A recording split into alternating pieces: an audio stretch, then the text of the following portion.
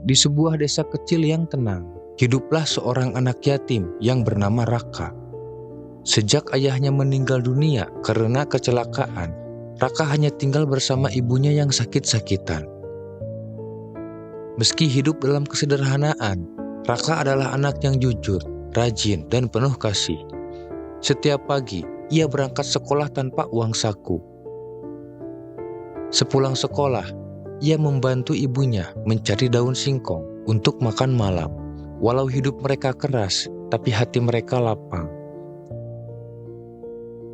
Namun, tak ada yang tahu, cobaan besar sedang menanti mereka.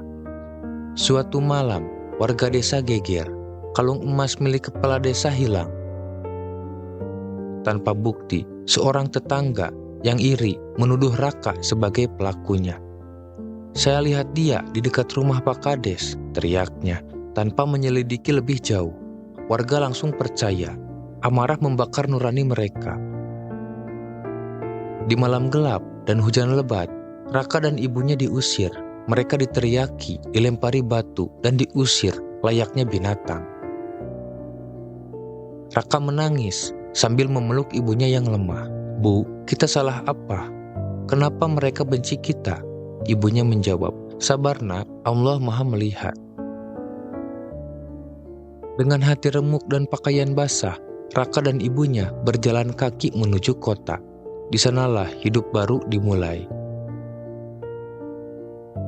Raka bekerja sebagai pengamen, tukang bersih-bersih, apapun demi sesuap nasi dan obat untuk ibunya. Namun, takdir berkata lain. Saat Raka berusia 16 tahun, ibunya meninggal dunia karena sakit yang tak tertangani. "Maafkan ibu ya, nak, ibu gak bisa nemenin kamu lebih lama." Tangisan Raka pecah, tapi di saat itulah tekadnya juga lahir. Ia bersumpah dalam hati akan membersihkan nama baik ibunya dan menunjukkan siapa sebenarnya yang salah. Bertahun-tahun berlalu, Raka tumbuh menjadi pria yang cerdas dan ulet. Ia mendapatkan beasiswa, lalu membangun perusahaan teknologi startup yang sukses. Namanya mulai dikenal. Suatu hari, saat membersihkan file nama di internet, ia menemukan rekaman CCTV dari tetangga rumah kepala desa. Ternyata, kalung itu dicuri oleh anak kepala desa sendiri. Ia mendownload bukti itu ke dalam USB. Tangannya gemetar, matanya basah. "Bu, akhirnya kebenaran itu datang."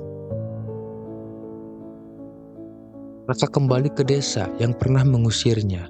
Namun, kali ini, ia bukan lagi anak kecil tak berdaya. Ia hadir dengan bukti dan kebenaran. Di balai desa, ia menunjukkan rekaman itu di hadapan warga. Semua terdiam. Anak kepala desa terlihat mencuri dan menyembunyikan kalung itu. Wajah kepala desa pucat, ia pingsan di tempat. Para warga hanya bisa menunduk malu. "Kalian pernah usir aku dan ibuku tanpa bukti. Sekarang, lihatlah siapa sebenarnya pencuri itu." Tak lama setelah itu, hal aneh mulai terjadi. Ladang gagal panen, ternak mendadak mati, air sungai yang dulu jernih berubah keruh dan berlumpur. Hingga akhirnya banjir besar menghantam desa, rumah-rumah rusak, warga ketakutan.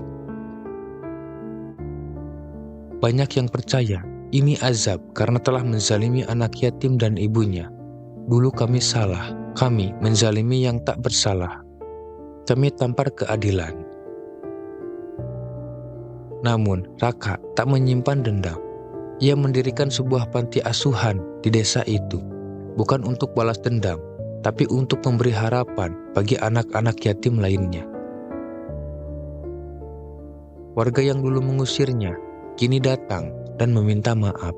Raka tersenyum. "Aku tak ingin kalian menderita.